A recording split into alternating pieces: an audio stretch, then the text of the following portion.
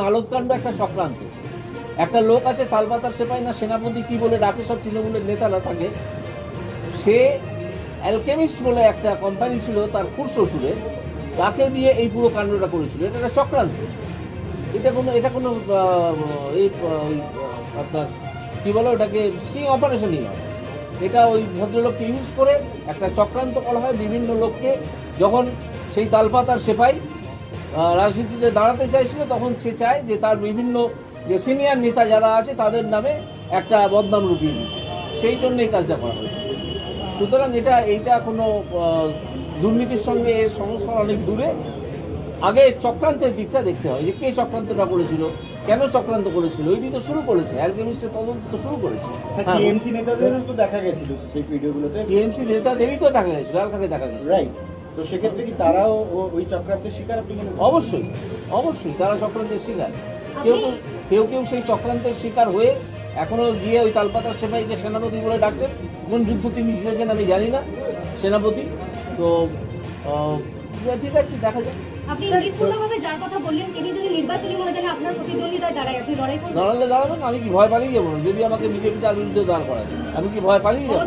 এবং আমি দেখিয়ে দেবো তার দুর্বৃত্ত দলকে কিভাবে মোকাবিলা করতে হয়।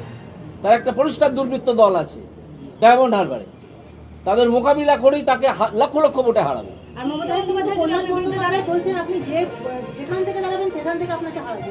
কল্যাণ বন্দ্যোপাধ্যায় নিজে টিকিট পায় কিনা আপনার জামানত জব্দ হয়ে যাবে বলছে।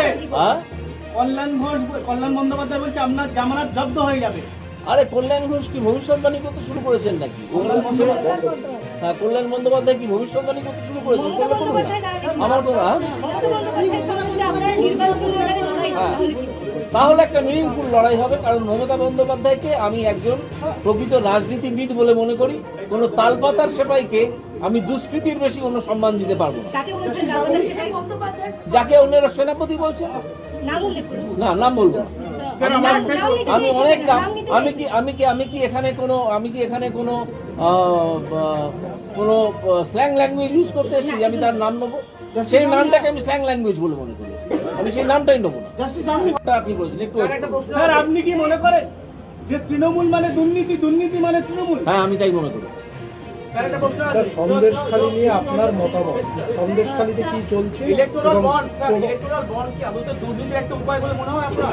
ইলেকটোরাল বন্ড দুর্নীতির উপায় না হলেও সেখানে স্বচ্ছতার অভাব ছিল, যেটা আমাদের মহামান্য বিচারপতিরা সুপ্রিম কোর্টের সেটাকে ঠিক করে দিয়েছে।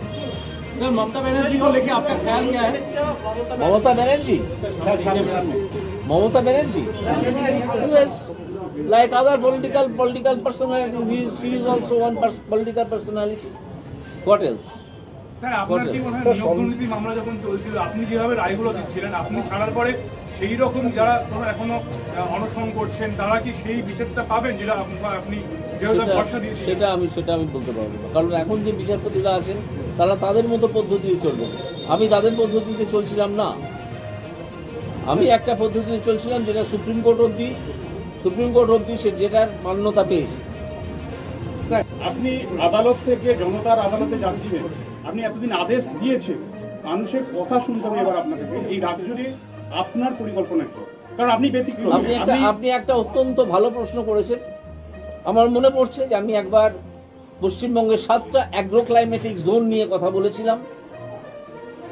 পশ্চিমবঙ্গের 7টা অ্যাগ্রো ক্লাইমেটিক জোনে বিভিন্ন রকমের শস্য উৎপাদন করা যায়, ক্যাশ ক্রপস এবং অন্যান্য শস্য, তাদের প্রিজার্ভ করা এবং সেগুলোকে মার্কেটিং করা, প্রপার ব্যবস্থা করতে হবে। এই চালকলে মালিকদের মতো ব্যবস্থা করলে চলবে না।